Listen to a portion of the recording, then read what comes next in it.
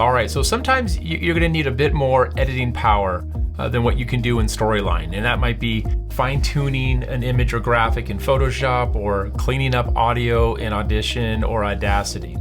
The good thing here is that Storyline's media library lets you jump straight from Storyline into your favorite apps, make those tweaks or edits, and then seamlessly bring those changes right back into your course. It's so simple and easy. Here's how this works. So let's say this, I'm gonna open up Media Library, so View, Media Library, and we'll just make a quick change to an image or something.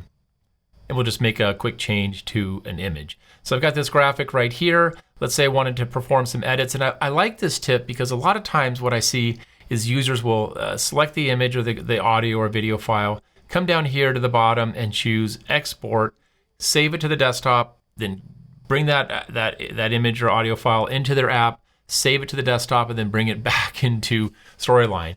What we can do instead is just click the edit icon right here, and then we can open up our preferred editing app. In this case, it's a graphics app.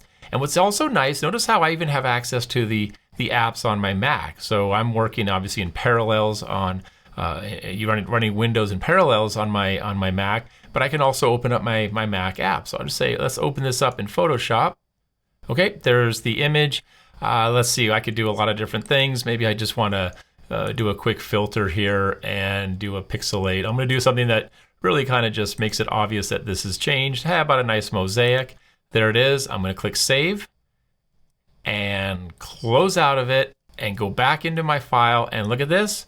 Pop that open, and that image is automatically changed. I don't have to save it and then re-import it. It's automatically happening right here within Media Library. And the same thing holds true for any audio files. If you have to clean up some audio files, remove some background noise on a file, just select the file, come down here, choose Edit, and you could open it up. In this case, I use Audition. Open it up, Audition, make the edits, save it, and it's immediately updated right here in Media Library. Now, real quick, the characters that you have here in Media Library, if the characters were inserted from the content library, which means they have all the poses with them, whether it's illustrated or photographic, you're not going to be able to edit those. You'll see even if I expand this right here, these characters can't be edited. So in that case, these you're just kind of using what you have. You could export a character as a PNG file and then make those edits, but then you break the connection to all the poses that are available, the poses and expressions that are in content library. But for audio and video and of course images, it's a seamless out and back type workflow where you just jump out for the heavyweight or the big edits and then bring those changes seamlessly back into your course.